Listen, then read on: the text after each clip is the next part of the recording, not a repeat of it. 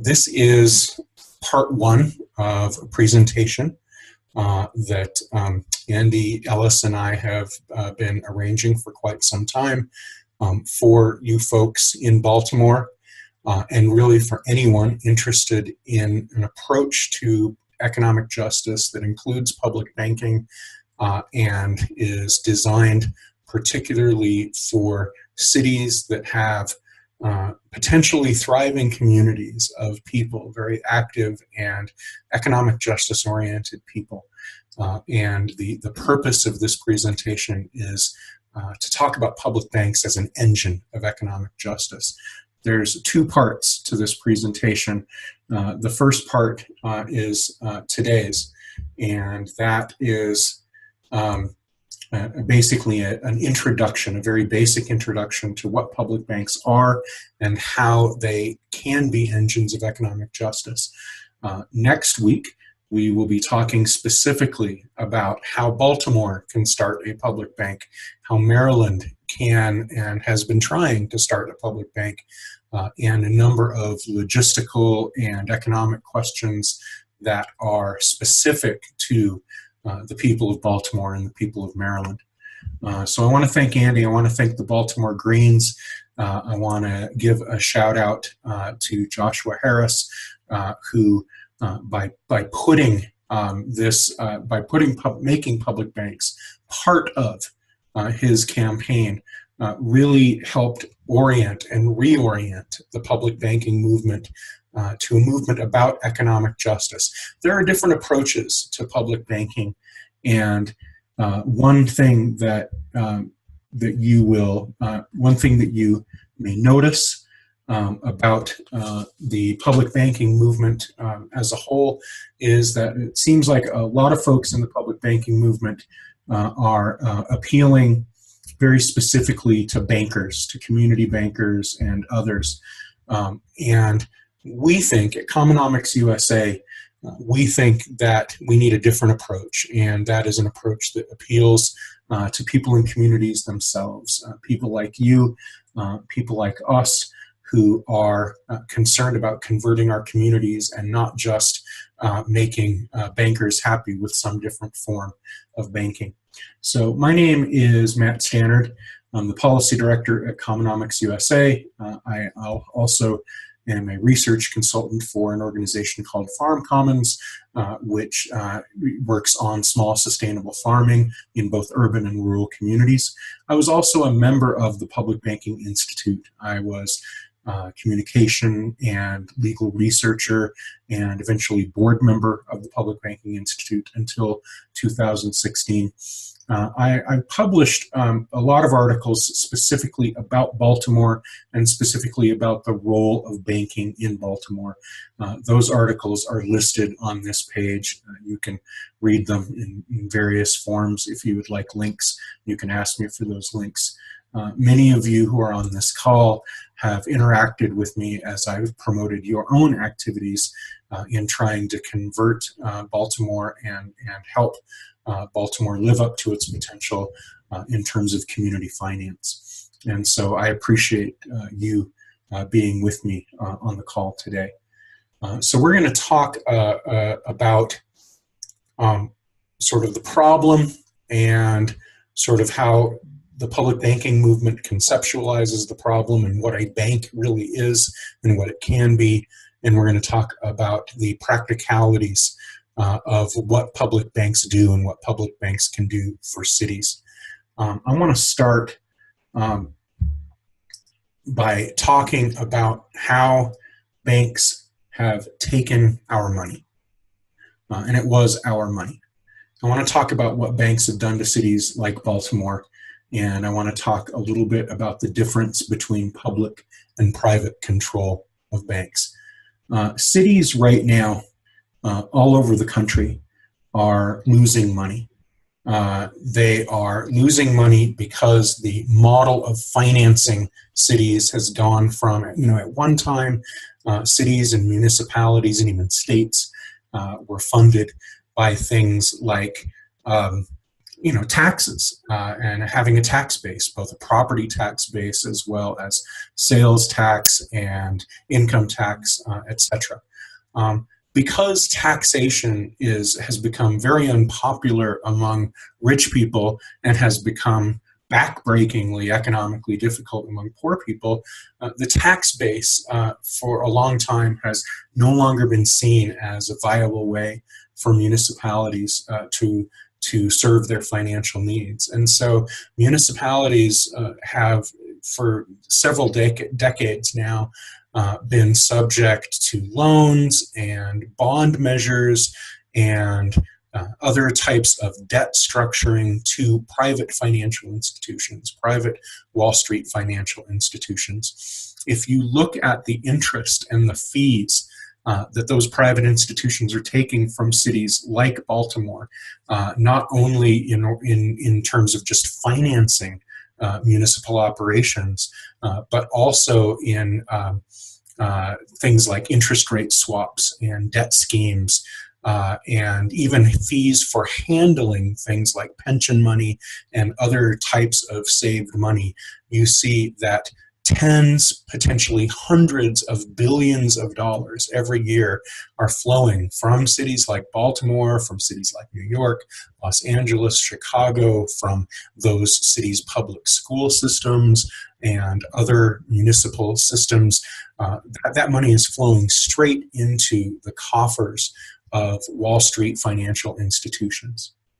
Not only that, and all of this, of course, is occurring kind of on steroids in cities like Baltimore, as many of you know. Not only that, but banks tend to do things like gamble your money on things like interest rate swaps and derivatives, and they often lose that money.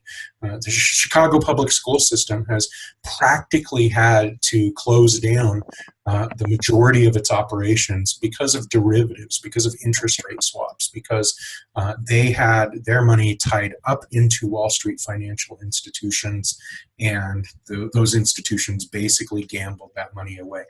It's happened in Baltimore too. Banking scandals as well, and financial crimes. Many of you are familiar with the LIBOR scandal, in which banks manipulated currency. How did this affect Baltimore specifically?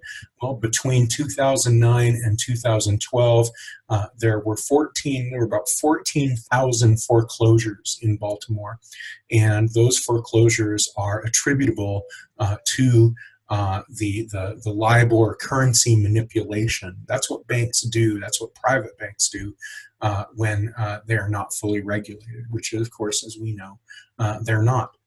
Baltimore specifically, as well as many other cities around the country, has been subject to redlining, that is racially biased lending practices. And 2 years ago, the National Community Reinvestment Coalition published a study I am sure many of you are familiar with, in which they revealed that those redlining practices, those practices of racist lending, have especially and formidably affected Baltimore to the point where it is far more likely, all else being equal, including creditworthiness, including financial viability, all of that, all else being equal, there is a huge amount of disproportionate loan denials, mortgage denials to the residents of Baltimore, and particularly to African American residents of Baltimore. The common denominator, and I didn't even mention predatory lending. Of course, we have all been exposed to news about predatory lending in terms of everything from predatory bank loans, predatory mortgages, and of course the lending practices of credit, of loan sharks in the city, everything from pawn loans to Mr. Money, basically these small loan operations that charge as much as 300 or more % interest to residents just to get consumer loans, which is very different from the scandals involving these larger development loans and development money that these cities, that cities, municipalities, counties, and often states have also had to deal with. So all of these things combined are really the reason, the financial reason that cities around the country, including Baltimore, find themselves in the situations that they're in. The common denominator in all of this, of course, was put very well when Josh Harris ran for mayor of Baltimore in his document, in his campaign's document, Banking for a Baltimore United, in which he said, "For too long, Baltimore's people and communities have had little or no say in the direction of the government or how tax dollars are spent. They do not determine how their communities are developed, and so they have watched as government has gone into debt to fund the development of downtown areas while neglecting the very real needs of neighborhoods throughout the rest of the city." And so that's the situation that we find ourselves in now. We find that in Baltimore. We find that everywhere around the country. And we even find it in smaller municipalities like Ferguson, Missouri. And when you talk about the history of community police relations in Ferguson, for example, you can't talk about that without talking about how, several decades ago, Ferguson started to fund its development in the city, its financial operations through bond measures. Those bonds were sold on the secondary market. There were huge interest rates attached to any kind of financing of city operations. And because of that, Ferguson had to begin funding itself through things like fines and tickets and other types of municipal extraction.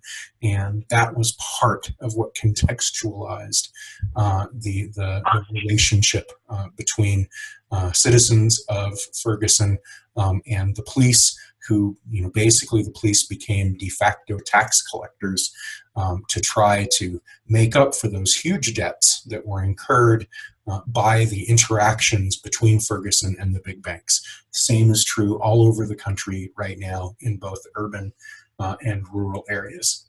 So I am going to pause in between each section here. I'm going to pause for a moment and I'm going to go ahead and take questions kind of from section to section, or comments from section to section. And I think what we can do is, we can go ahead and have people maybe write their comments or write their questions. And I'm going to, we're going to take 2 or 3 minutes in between each section so that you don't have to save all of your questions for the very end of the presentation.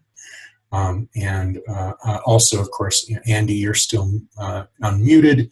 If there is anything you would like to say as kind of the co-host of the presentation, we'll have this sort of free space of 2 or 3 minutes in between that we can have a greater conversation. So if anyone has any questions or comments about part 1, about the state of the economy in our cities, and particularly in Baltimore, I would love to hear about them. Matt, this is Andy. While people are writing down questions, can you send me the links for the articles that you reference, and when we put this up on the website, I'll have them there. Certainly. Let me make a note of that real quick here. And thank you. I would be more than happy to send links to those articles to Andy. Andy can go ahead and post those.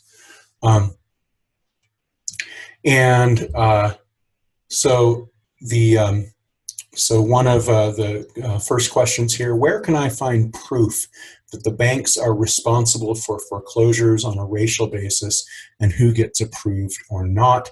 Is that in the links you just sent Andy? It probably will be in the links that I send Andy. I'm going to go ahead and send those after the presentation.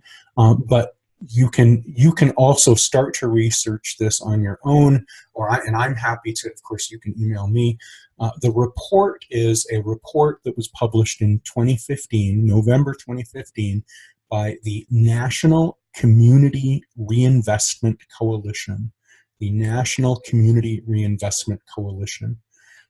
It was a report specific to Baltimore.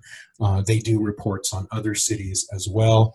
And I will go ahead and make a note, National Community Reinvestment Coalition report, and I'll make sure that that specific report is also provided to Andy and to anyone else who wants that. And that's on redlining specifically. The articles that I'll send Andy that I published all have extensive internal links in them, so that you can also check those. You can check those hyperlinks as well. Anything else, Andy? No, we'll put up a resources part of this when we put it up. So anything that's referenced or that is, publishable and shareable, we'll make sure is up there. Great. So. I'm going to go ahead and bring the screen share back. And this is what we left with. We left with a different picture, a different way of looking at what banks might be. And that is banks not as private businesses, but banks as public utilities. After all, it is our money. And we should have a say on how investments are made, and also in terms of what public officials do with our money. And so if the people get to decide what to spend on, how to scale, and that word scale is really important. Basically, when I say scale, I mean when you're able to put a lot of investment into something, whether that's a lot of financial investment, a lot of power, a lot of people power into something, you can build, big structures, big financial structures, big business structures that are scaled to your needs. And that can result in very different outcomes than the outcomes that we see here. Obviously, nothing is perfect, but a system that is based on public need rather than on elite interests, a system that is, because it is public, has things like transparency, checks and balances, and a public mandate in the form of a bank charter, which we'll talk about later. That's going to be a lot better than the kind of financial institutions that we have now. And so I want to start talking about that by asking the question of what money is and what a bank is. And I want to talk a little bit about how banks create money. I want to talk a little bit about what interest is, because interest plays very much into the problem that we're talking about. And debt. We think debt is really just about owing people money or owing banks money, which is what debt is now, but it hasn't always been that way. And I'm going to go back in time a little bit to talk about some of these things and talk about how there was a time before the big banks took over the world where debt was conceived of as something that everyone in the community sort of created and shared together. Whereas right now, debt means that you are basically in servitude to forces and powers that are very much removed from public accountability and very much removed from our communities. And so it's important to understand how those things function when we talk about what a public bank is as opposed to what a private bank is. So where does money come from? Most people think, without really thinking about it, that the government prints money or coins money. And That is true. It is true that the government and central banks that are authorized by the government do. They print money. They print bills and they print coins, paper money and metal money. But there's a lot more money out there. There's much more money out there than we have physical representations of in our hands. And so I like to use the quote from a former U.S. Treasury Secretary. Explains the process really well. Banks create money by lending money. That is called fractional reserve lending. When you go to the bank and borrow $10,000, the banker doesn't go out down into her vault and bring out $10,000 in cash in a big bag and hand you the bag that has the physical $10,000 in it. Instead, as Treasury Secretary Robert Anderson said in 1959, when a bank makes a loan, it simply adds to the borrower's deposit account in the bank by the amount of the loan. Money's not taken from anywhere else's deposit. It wasn't previously paid into the banks by anyone. It's new money created by the bank for the use of the borrower because the bank is authorized as a chartered bank to do that. And so nowadays you would say that that basically means that if you go into the bank and you borrow $10,000, the banker punches some numbers on a screen. Of course, the money that they lend you is going to be insured in some way or another, so they're insured for that loss, but that doesn't mean that there is the equivalent amount of money somewhere that matches the amount of money that you're lended. And so that is basically a socially constructed amount of value that the banker gives to you. Of course, you have to pay it back, but that's where money comes from beyond the bills and coins that are created by the United States through central banks and the Treasury.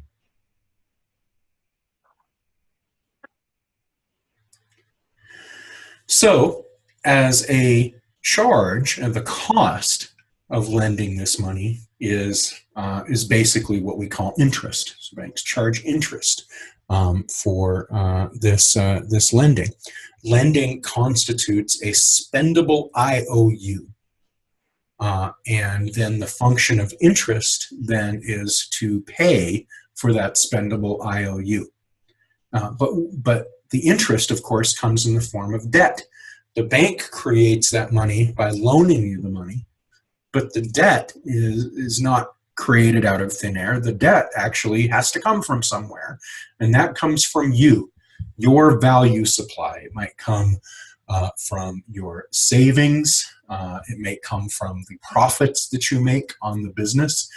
It might come from, you may not have another way to pay it back, and it might come from you borrowing more money in order to pay it back, which is the way that predatory lending practices work. So the bank lends you that $10,000. They might get $12,000 back in total.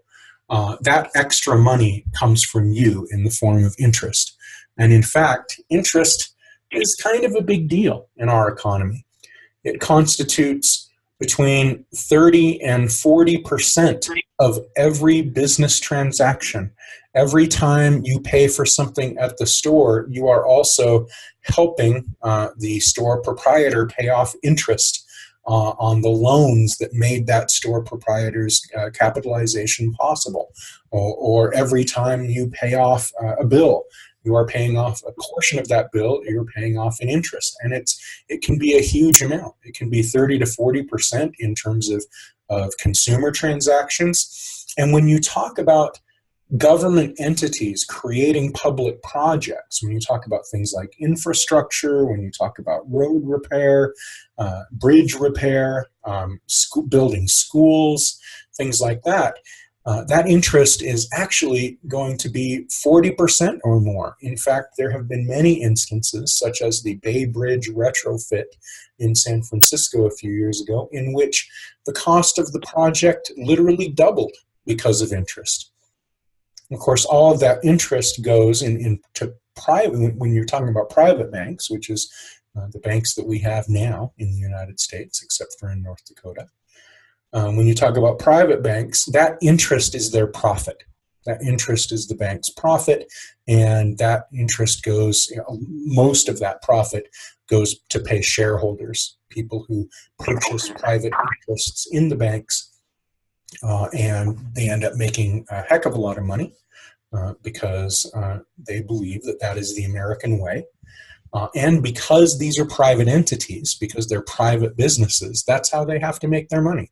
They have to make their money through shareholders, so they charge huge amounts of interest. Of course, some of that interest pays for the actual operation of the bank or the financial institution. The vast majority of that interest goes to pay off shareholders in terms of shareholder profit.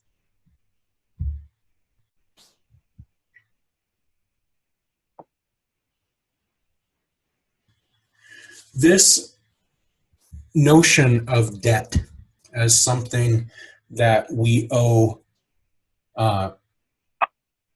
big business entities and big banking entities is really a notion of debt as bondage. It is debt that we are beholden to pay large outside institutions often that have very little to do with the day-to-day life of the communities that we live and work in. And it wasn't always that way. And there's a great book that I recommend reading called Debt, the First 5,000 Years by David Graeber. It's a pretty big book, but I certainly recommend it. And I especially recommend understanding what Graeber has to say about debt. And basically it's this.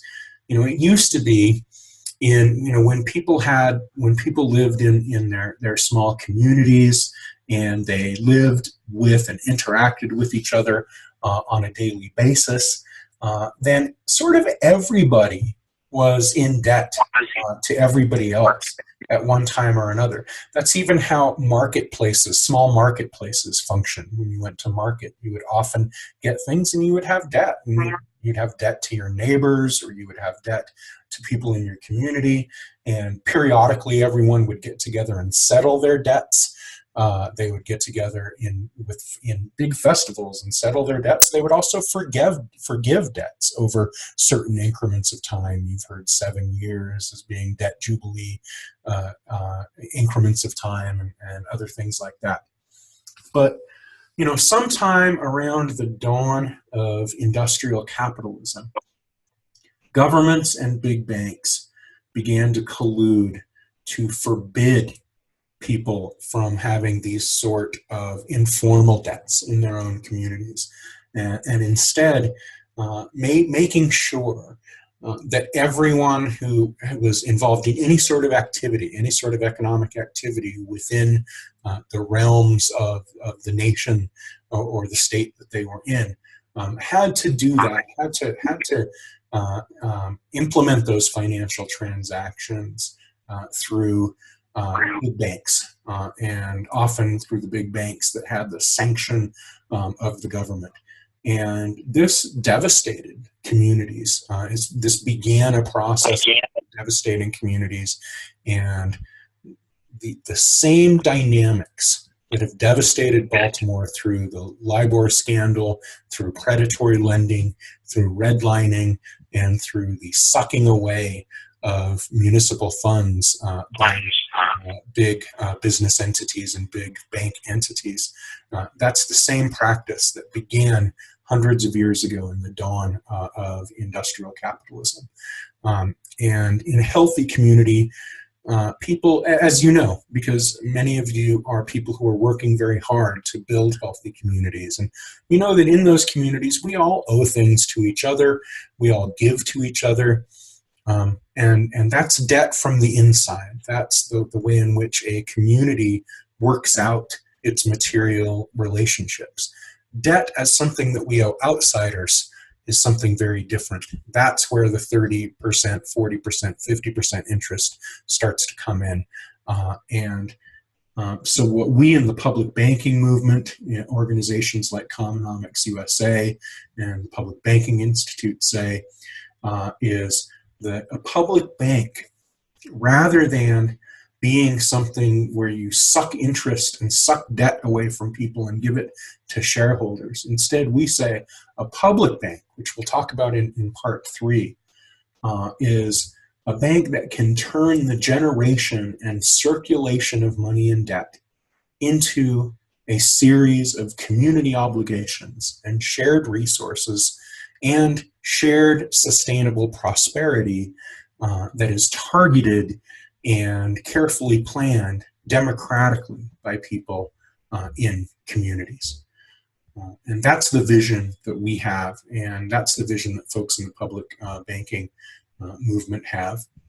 And again, I'm going to go ahead and stop the share for a moment, and we're going to talk. You might have questions about how a public bank functions and how a public bank works, but what I really wanted to know for this, the end of section 2 here, is if there are comments or questions about these notions, about how money is created, how interest is created, and how debt is created, and how that impacts communities.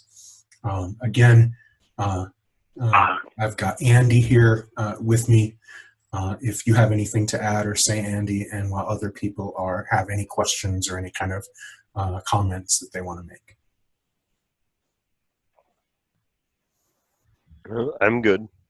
Okay, great.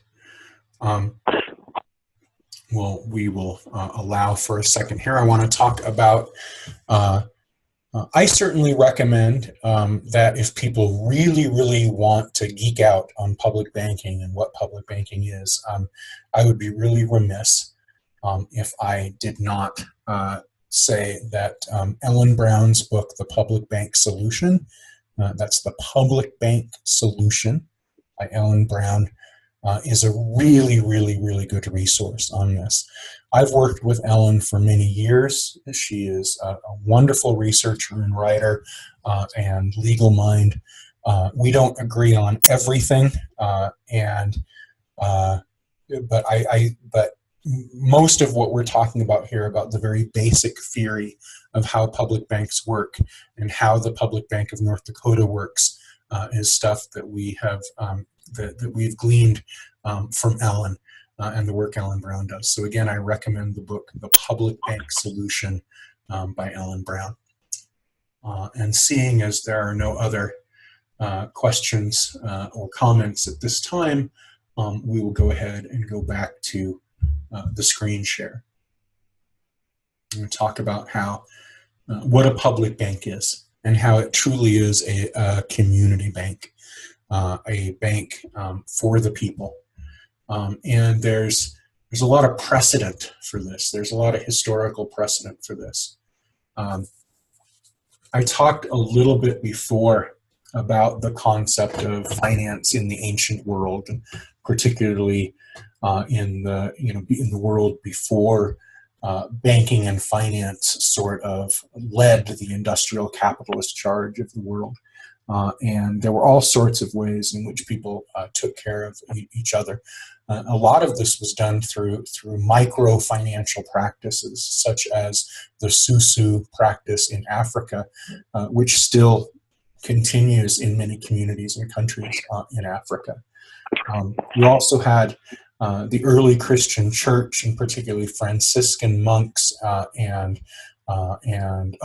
priests and other medieval churches in Europe, who converted part of their church infrastructure into often an interest-free lending infrastructure in small communities. And the point was that, again, when you sort of have, when your community is sort of self-contained at this point in history, you can kind of define what the value is of the things that you lend and the things that you borrow. And when and so as sort of the elders of the community in the early Christian church were able to do that. Islamic banking has been able to make use of this too, and Islamic banks still today in many instances offer no interest loans, and they have different ways, some different ways of doing it. where people where the lenders become sort of the financial partners of the borrowers. But the point is that no interest loans are possible, just as extremely low interest loans are possible. Germany has had public banks for several decades. They have two different types of banks, public banks in Germany. One is called the Landsbanken, which is a large industrial kind of investor banking, where the Landsbanken finances large projects, large-scale business projects, large-scale state and municipal projects. The Germans also have what is known as the Sparkassens, and the Sparkassens are smaller banks. They do community lending. They also do basically consumer banking, the type of banking that that you often do just when you go to your local credit union or your local bank. It's not on here, but there have also been postal banks. There are postal banks throughout the world, banks that are run by the post office, the public post office of that nation.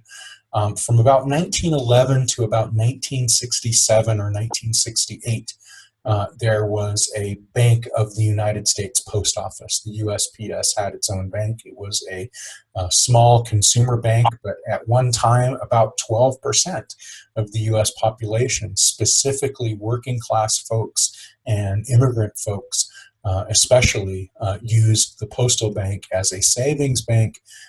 And if you talk to a lot of older Americans today, many of those older Americans, particularly if they were working class kids, will say that they remembered starting their very first bank account at the United States Post Office.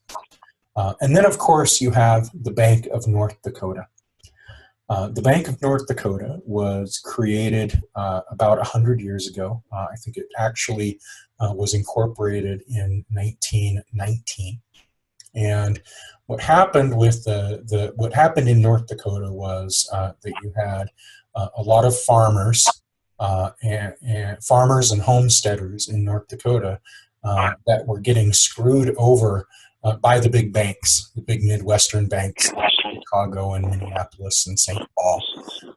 And the farmers in North Dakota were also getting hurt by the big grain operators, the folks that would not only buy grain, but sort of control the price per unit of grain. And they had, their own grain elevators and their own systems of operating grain transport, whereas these rural farmers did not. And so the farmers were sort of caught in the clutches of both the big banks and the big grain operators. And so a populist movement was formed in North Dakota, and they formed their own party, and the party won the governorship as well as both houses in the bicameral legislature, the state legislature of North Dakota. And they instituted two things that were, basically what we would call socialist institutions. The first was the Bank of North Dakota, and the second was the North Dakota Mill and Elevator. And both of those institutions are still in existence here 100 years later. They're basically public utilities that began to do the job of what had previously been private banks and private mill and grain operators. And now you have a situation in North Dakota, which is a very conservative state, and a very white conservative state, and the people of North Dakota, the legislators, the leaders of North Dakota, are not about to give up either of these very socialist institutions that they have, the public bank and their grain and elevator. Now, as I've written about in an article that I published in Yes Magazine, the Bank of North Dakota, while it does a lot of good, it provides loans to farmers, it provides loans for schools, it does all the things we're going to talk about what the public banks do.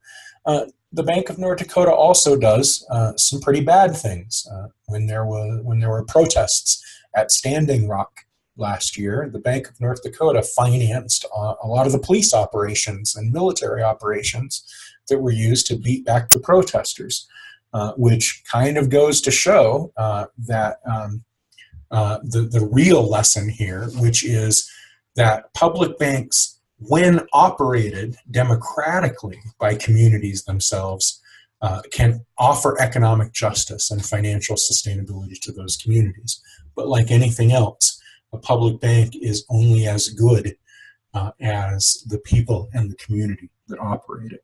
And we'll talk a little bit about now how that works, how a public bank would actually work. So a public bank is a bank that is created and owned by a government entity. So it can be a state, like the state of North Dakota. There are public banks. There's been public banks.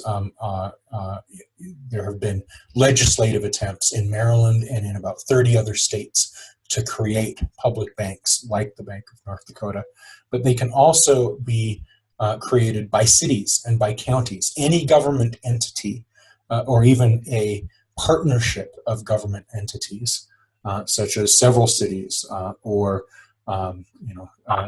several counties, could get together and create a public bank.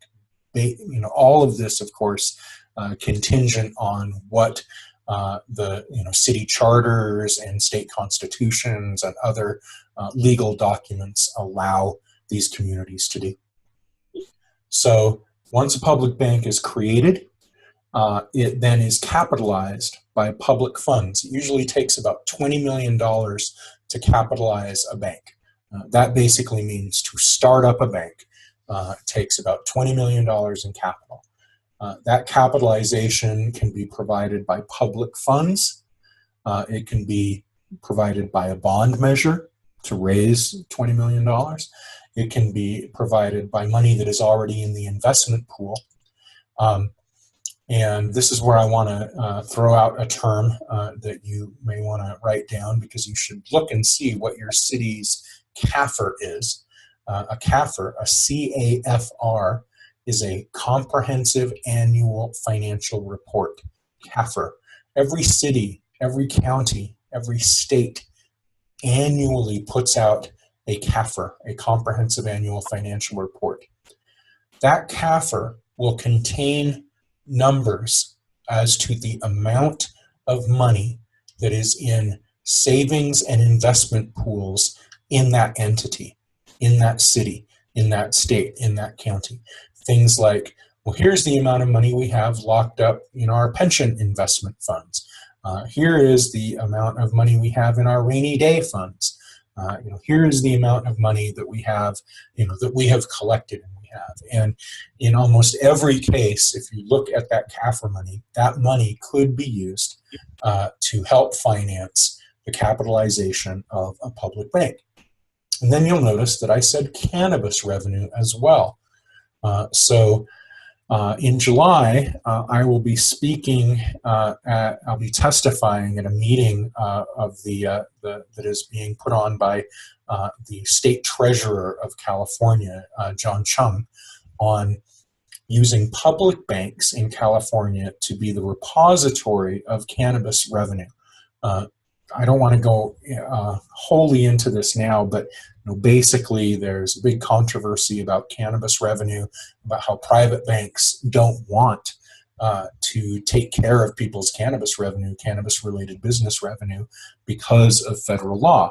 And so Commonomics USA has been working with the California State Treasurer's Working Group to develop a plan, a proposal to create a public bank in which that marijuana revenue will be handled by the bank. And of course, it can be used to capitalize the bank, and it can also, of course, be used. People can simply deposit and have their money be in there. And so having the hand of the state, having the hand of that state entity will complicate efforts by the federal government should the federal government want to crack down on cannabis revenue. We could do an entirely different webinar on that, but cannabis revenue is another possible source of capitalization for the bank. So the bank is capitalized. A city or a state or a county can capitalize a bank just as a private business can capitalize a bank. They go through a certain application process, and if there is enabling legislation or enabling law in their state to do it, then they can go ahead and create their own bank. It's then chartered by a public agreement. A charter of a bank is kind of like a constitution of a bank. It is, the charter is a public, in the case of a public bank, a charter is a public agreement concerning the priorities and practices of the bank. And so if the bank is a public bank and it's and the idea is, we are going to only make we're going to lend at very low interest. And that's a promise that we'll make in our charter. And we're going to emphasize maybe lending to ecologically sustainable business practices, or we will prioritize lending to finance cooperative business practices, or we will prioritize to finance historically marginalized and underrepresented communities, or we will, or this or that. And the charter lists what the bank does, what the bank is allowed to do, authorized to do, and what its priorities are. So a charter is kind of the bank's constitution. Once the bank is created and once the bank is chartered, then you have direct lending. The bank can directly lend, but the bank can also support the lending that other banks do, private community banks, credit unions.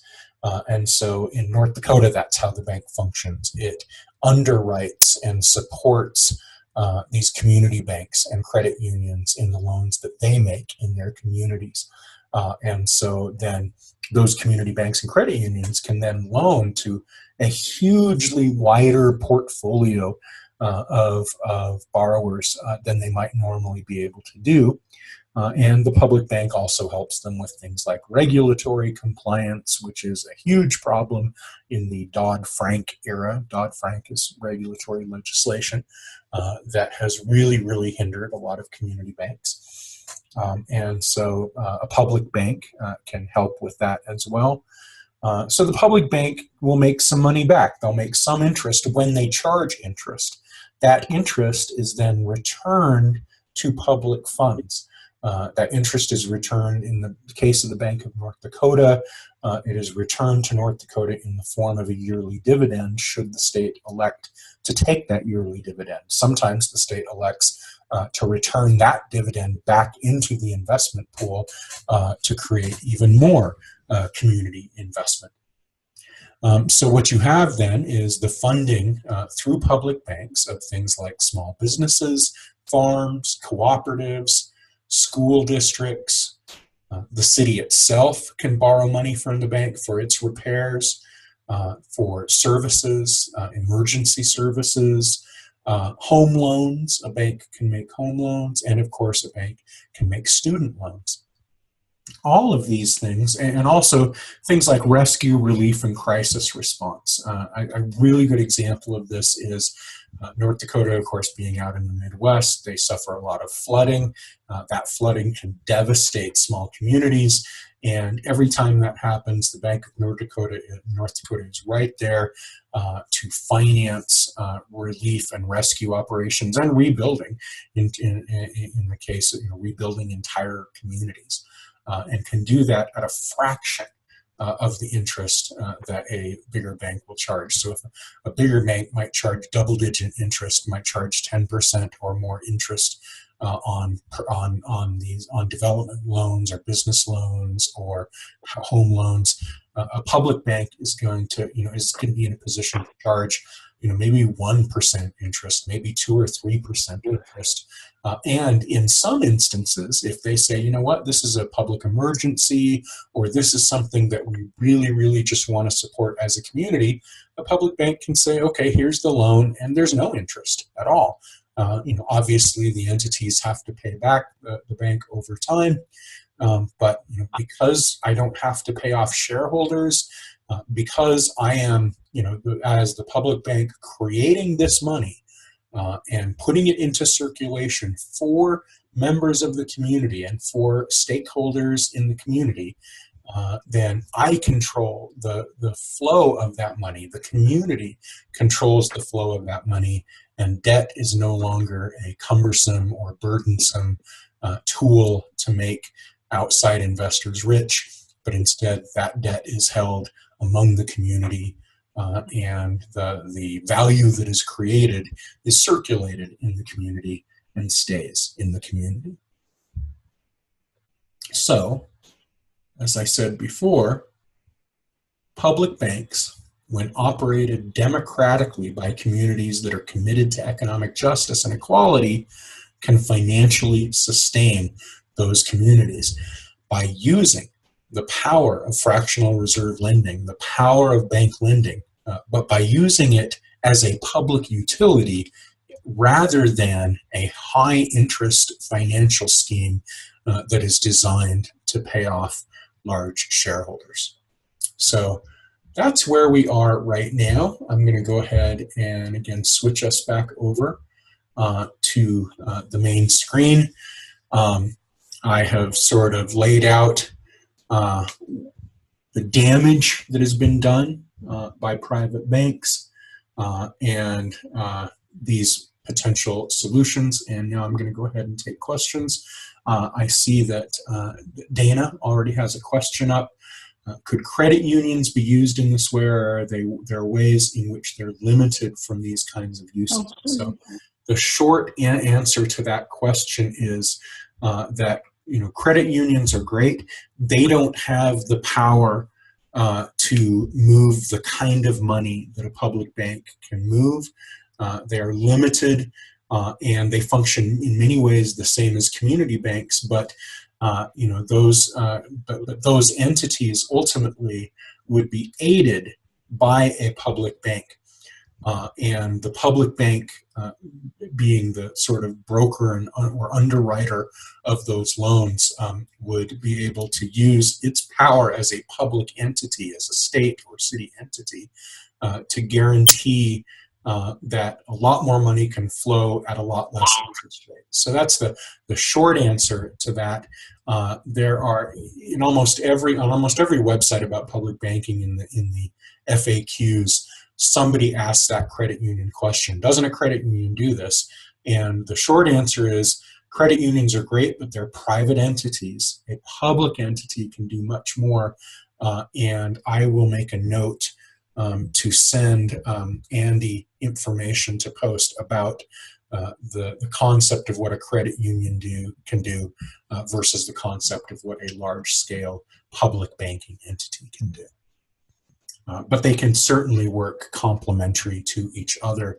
If communities think that credit unions are a good thing to have in their community, then a public bank can really, really help out those credit unions and those small community banks. Andy asks, what other cities have explored public banks and where are they in the process? That's a very good question, and I want to talk about 3 cities, including one that's near you. Philadelphia has long had, Pennsylvania in general has long had a very robust public banking movement. One of the founders of PBI is located in Philadelphia. The Philadelphia City Council 2 years ago, I believe, passed a resolution to study public banks. I'm not sure where they are in the process. The city of Santa Fe, New Mexico,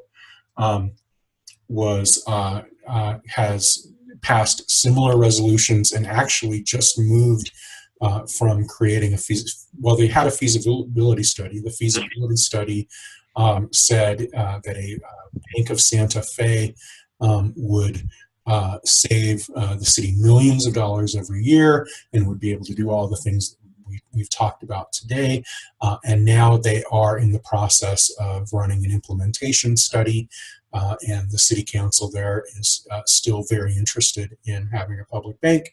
And Oakland is another city that has just commissioned a feasibility study to create a public banks. To create a public bank, and you've also had resolutions in places like Seattle, and there is a Portland and larger Oregon public banking movement. There are well over 30 states have movements of people pressuring their leaders to study and create public banks. Vermont, Illinois, Maine. You've got Pennsylvania. You have, there's been public banking legislation that has been pushed and often tabled right there in Maryland. We'll talk a little bit about that next week. But cities and states all over the country have these movements. The other thing we're going to talk about next week is why those movements often fail. The reasons that those movements fail, and kind of the way in which big bankers, big Wall Street entities kind of push back against these campaigns. Because if you, as citizens of Baltimore, decide you want to fight for a public bank, you're going to be in for a fight. The folks on Wall Street understand the stakes. Because it would totally disenfranchise those Wall Street firms from being able to manipulate and mess up your city. And so, you're going to need a mass movement. You're going to need a vigorous mass movement of people. Now, Hunt asked the question, you mentioned that public banks can still be used oppressively. See North Dakota. How do we safeguard good management of a Baltimore bank when we see so many of our local public institutions drifting into elite capture? That's a very good question. And the answer to that question, I apologize for it being kind of oversimplified as I've done today, is that any public institution is only as sound and as honest and as ethical as the people who control that public institution. And that means things like direct democracy. And it means, in my opinion, it means not focusing on just building the public bank, but focusing on the entire economic philosophy and plan that includes that public bank, which is why Joshua Harris for Baltimore's campaign and the plan that Joshua and others worked out in terms of their economic vision for the city was certainly banking was an engine of that, but there were many, many other things that had to be in place. And I guess the last answer that I would give to this, and we're going to talk more about it next week when we talk more about implementation, is again the charter of the bank. And the business plan, the charter, the enabling legislation, the enabling ordinances can and should all be worded in ways that maximize transparency and accountability. And so you can do that in the process of creating these entities. You can put those checks and balances in the entities themselves. And I lied. The last thing I want to say is that as problematic and corrupt as our public institutions often are, we need to remember that at least those institutions are transparent. At least when there are bad actors, we can catch many of those bad actors in the act. That is not true of the private sector, and that is especially not true of the private financial sector. You have private banks, Wall Street banks, are so opaque as to really be entities that you have no friggin' idea what's going on behind the curtains in those entities.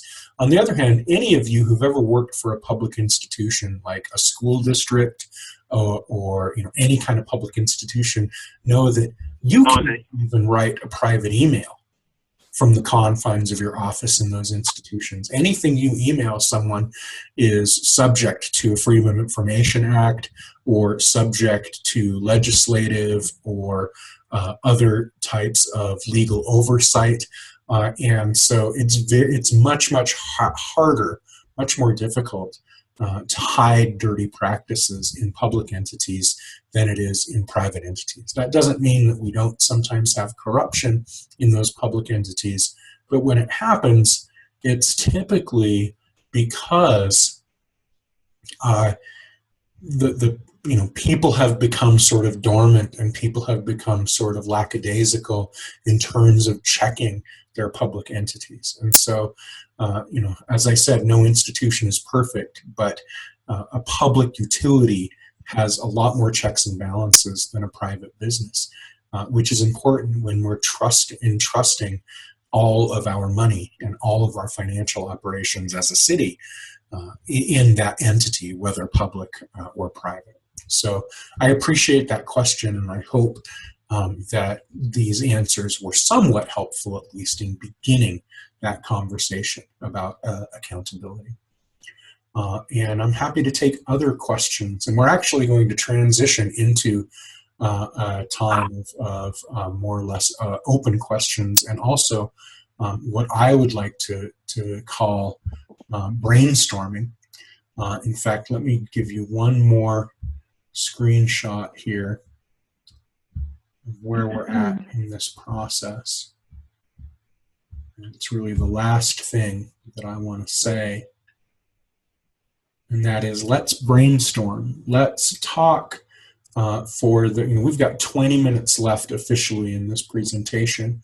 We're going to meet again next week and talk about the actual implementation stages, but let's prime that pump. Let's begin that conversation about implementation with more questions or comments about how we feel that this narrative of what banks are and what a public bank can be might work in terms of a specific kind of Baltimore vision.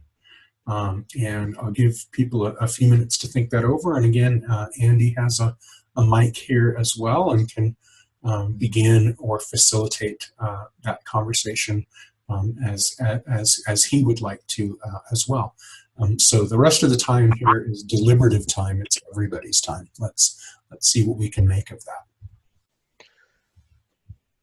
Thanks, Matt. This presentation has been really helpful. I think it lays out the basics of the concept, and certainly I know that in Baltimore it addresses a lot of our problems. Do you know roughly the numbers for the amount of money that Baltimore would make if it transferred its rainy day fund and some other things over into a public bank? Like, what is it spending on Wall Street right now?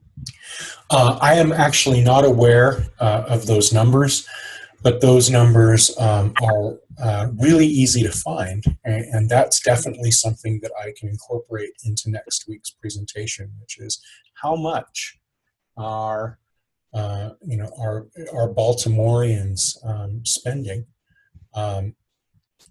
in terms of vis-a-vis these big banks, Wall Street firms, and what you're looking for in those numbers are both interest rates and fees. The fees are often on top of the interest rates, and they can be really outlandish fees. And often, almost always, those fees go into effect even if those investments that the private banks are making don't pay off for the city. And so one of the things that you see is that cities lose money on these investments, and they still have to pay the fees. And oftentimes that creates situations where those financial deals collapse altogether, and then you have to pay exit fees. And so, imagine the city of Baltimore as a person, and imagine these Wall Street banks as basically kind of payday lenders. And no matter what way that you want to try to get out of these deals, you're going to end up paying much, much more than you can afford to get out of these deals. And so I am happy to look at those specific numbers for next week's presentation. Great, thank you. And one of the things that we have that is a big issue for us here is the use of tax increment financing, TIFs, and payment in lieu of taxes in order to help developers get sort of tax. There's some debate about whether it's a tax break, I guess, but tax relief and tax benefit in order to develop big sort of shiny new cities on the water. Do you know about how public banks interact with TIFs? I know that a couple of things about that is that financing through public finance options, can sort of preempt these conversations about the tax structure and these tax breaks. My guess is, and certainly from talking to folks in Baltimore over the years, a lot of these big, huge investments, these big, huge projects, don't pay off in dividends for everyday citizens of Baltimore. And so you're giving these companies tax breaks, you're giving these businesses tax breaks, which means those businesses aren't paying into the tax system. And then you're doing that because you think that you're making an investment, and often those investments, don't pay off. And remember that the decisions about those investments are all mediated by private business interests, and not necessarily by the business interests of mom and pop stores or small urban agriculture operations, or certainly not nonprofits and other entities in the city that really make the city function and run. It's the banks themselves that are sort of arbitrating what those investment decisions can realistically be. And so, they're often going to go with options, with investment options that are really necessarily in the interest of the mom and pop businesses and of your average resident of the city. Thanks. Yeah, I mean, I think it would be an interesting thing for us to look into, and how that would specifically work. And even in that case, that the city still did decide to finance that project with public banking funds, at least the city would be making interest at the very least on that financing, right? Right. All right, other questions or comments? Any part of the presentation that seemed to go too fast and didn't really walk you through? A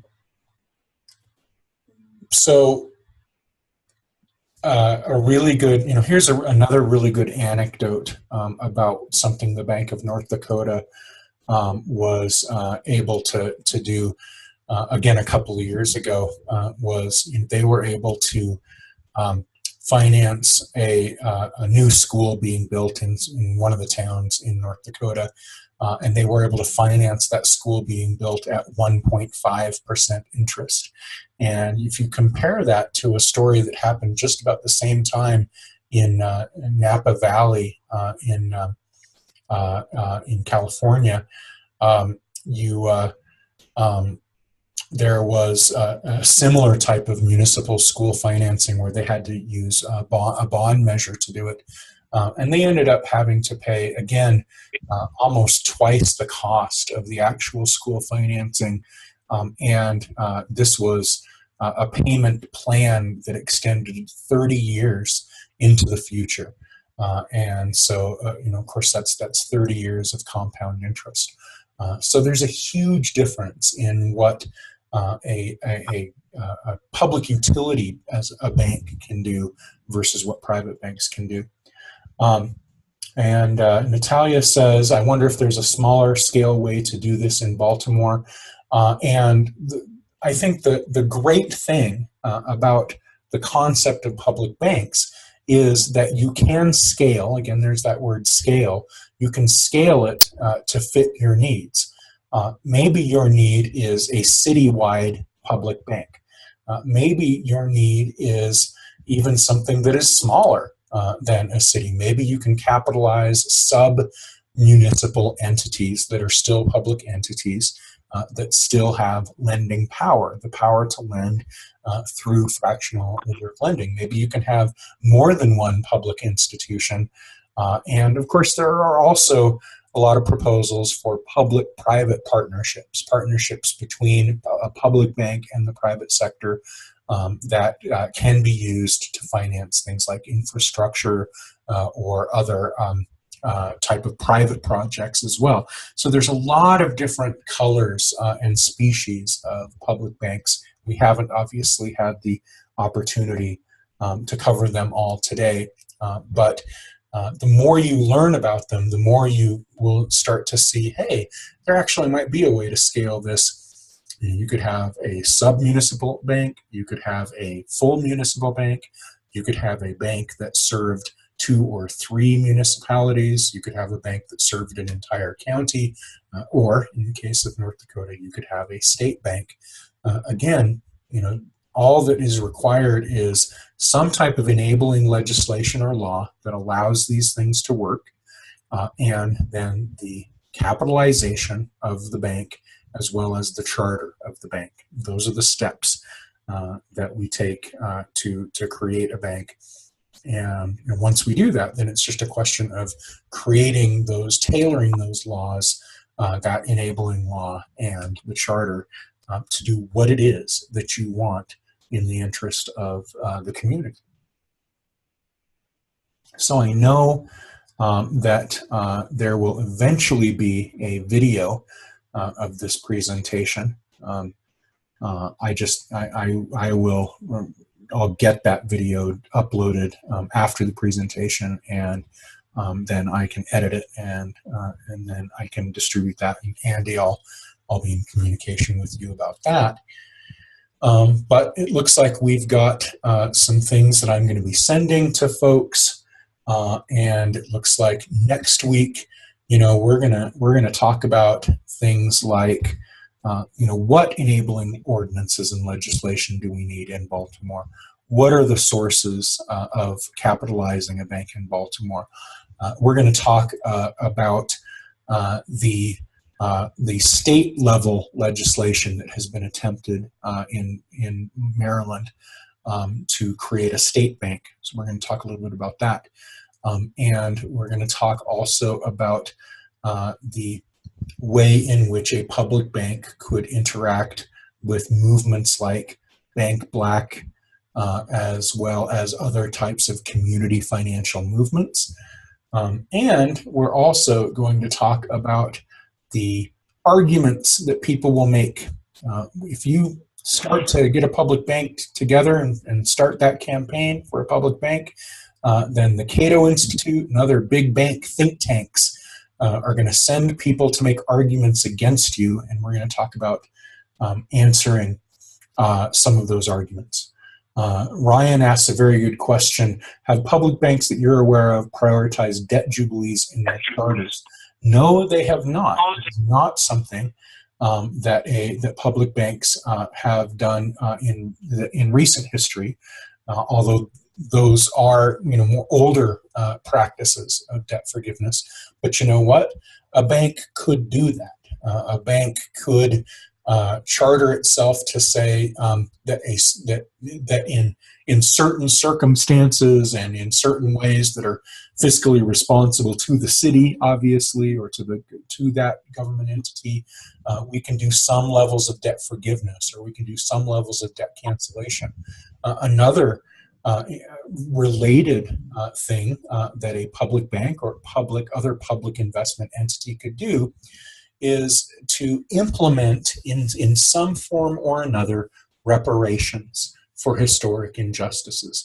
So, for example, if it was, you know, decided that a particular community or particular cities have a whole lot of people who are historically oppressed folks, then you can create public entities to finance massive development and very generous development at very generous terms in those communities, and in your charter or in some other type of mission statement can say, the rationale for this is we are looking to help the sustainable financial development of historically oppressed communities. And so again, once you scale and once you create public entities to do this that are answerable to the desires and the concerns and policy recommendations of the people themselves in those communities, then the amount of things that you can do becomes quite promising.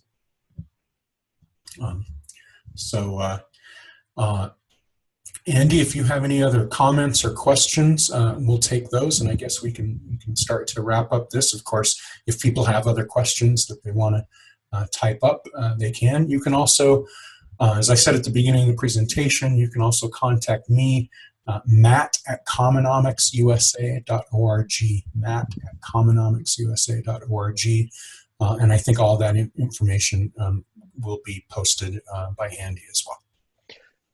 Yeah, thank you very much, Matt, and for everybody who was on the call. I really appreciate the opportunity to start to move on this and to figure out, how it works and how we can get to the process of advocating more fully for it.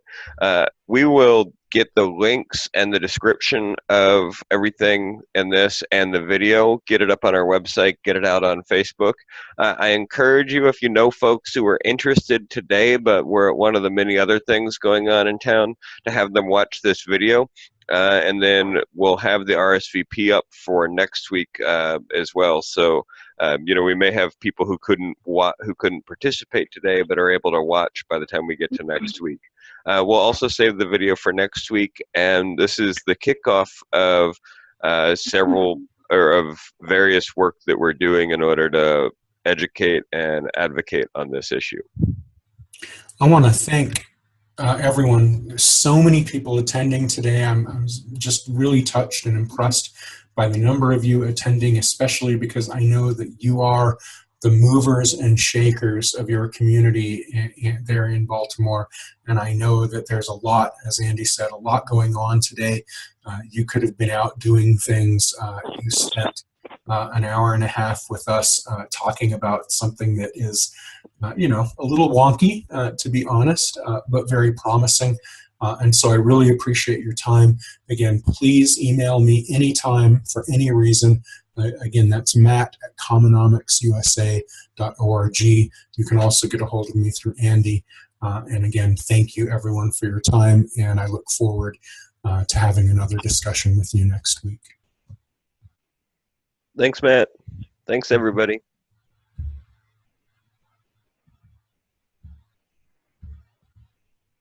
Thank you very much.